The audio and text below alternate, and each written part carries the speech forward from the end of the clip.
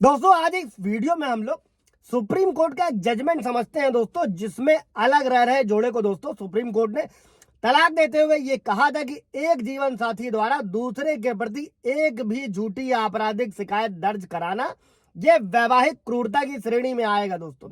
और इस तरह ये दूसरे जीवन साथी को इस आधार पर तलाक लेने का अधिकार प्रदान करता है दोस्तों। सीधी भाषा में पति को तलाक का अधिकार प्रदान करता है अगर पत्नी आपराधिक झूठा मुकदमा दर्ज कराती है। दोस्तों जय हिंद, नमस्कार, मैं एडवोकेट आशीष मिश्रा। लाइक कर दीजिएगा, शेयर कर दीजिएगा, सब्सक्राइब कर दीजिएगा ताकि इन्फॉर्मेशन और लोगों को मिलते है कि अगर आपको भी ऐसा कोई मुकदमा, क्योंकि एज यूजुअल होता ही है, कई सारे व्यूअर्स के भी सवाल रहते हैं, पत्नियों ने झूठा मुकदमा दर्ज करा दिया, जीवन में आगे बढ़ना है, कैसे बढ़ना है, आप इस जजमेंट को अपने केस में लगा सकते हैं दोस्तों। सवाल जवाब होगा, कमेंट में पूछिएगा, क्लियर किया जाएगा। अभी बढ़ते हैं हम लोग जजमेंट का पहले नाम समझते हैं दोस्तों। ये केस था श्रीनिवास राव बनाम डीए दीपा, ये 2013 का मैटर था दोस्तों। और इस मामले में सुनवाई करते हुए सुप्रीम कोर्ट ने इस बात पर जोर देते हुए कहा था कि एक जीवन साथी द्वारा दूसरे पर आपराधिक शिकायत भले ही एक ही क्यों ना हो, तलाक के आधार के रूप में देखी जा सकती है।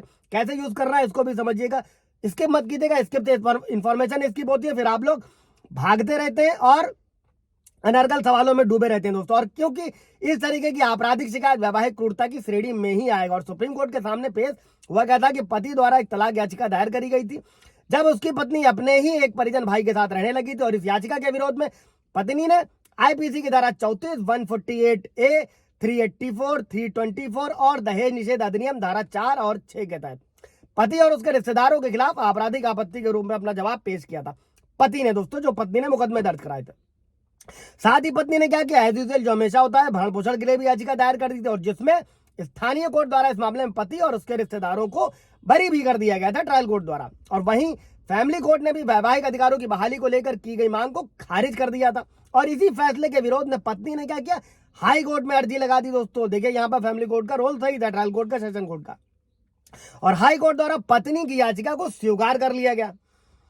अब इसी मामले को लेकर दोस्तों सुप्रीम कोर्ट ने अपील को सुनने के बाद में यह कहा कि संविधान के अनुच्छेद 142 के तहत सुप्रीम कोर्ट के पास इस तरीके के डिग्री पारित करने या बनाने के लिए पूर्ण अधिकार है दोस्तों। और फैसले के अंत में माननीय सुप्रीम कोर्ट द्वारा कहा गया कि हम स्पष्ट रूप से देख सकते हैं कि प्रतिवादी यानी कि पत्नी ने पति के खिलाफ झूठी आपराधिक शिकायत दर्ज करी थी और यहाँ ऐसी एक शिकायत और वैवाहिक क्रूरता को सिद्ध करने के लिए यह पर्याप्त एविडेंस है दोस्तों। और जिसके आधार पर पति के पास पत्नी को तलाक देने का पूरा अधिकार है। और ऐसा ही एक मामला और समझ लेते हैं दोस्तों, मुंबई हाईकोर्ट का था, उसके भी सामने देखने को मिला था अनिल यशवंत करांडे बनाम श्रीमती मंगल अनिल करांडे दोस्तों। और इस मामले में क्या किया था, हाईकोर्ट ने पाया कि जो पत्नी द्वारा था, पति और उसके परिवार के सदस्यों के खिलाफ शादी के 5 ही दिन बाद में जो है वाद दायर किया गया था। और पत्नी ने कहीं भी यह आरोप नहीं लगाया था कि उन 5 दिनों के दौरान जो अपील करता है या उसके परिवार के सदस्यों द्वारा उसके या उसके परिवार के किसी भी मेंबर के साथ में कोई दुर्व्यवहार या दहेज की मांग करी गई थी दोस्तों। और मामले में पत्नी ने क्या किया था,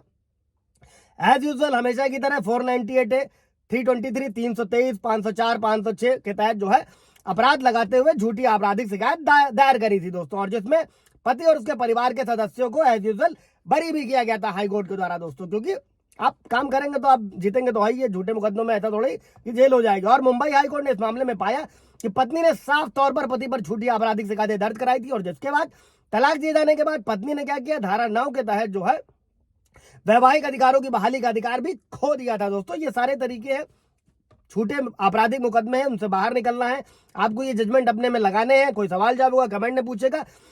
भागते रहने से बेहतर होता है कि आप चीजों को समझ सके। कोई सवाल जवाब होगा तो कमेंट में पूछे, क्लियर किया जाएगा। Thank you.